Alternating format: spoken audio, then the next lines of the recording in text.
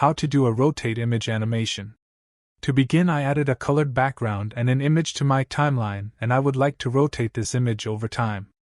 First, select your image, then go to Effect Controls panel and make sure the playhead is at the start. Now click on Stopwatch next to Rotation to create a starting keyframe. Move the playhead to the end of your image and increase the rotation value to create the second keyframe. Now we have this rotating image. To speed up the rotation, use this button to go to the next keyframe and increase or decrease the rotation value according to your liking.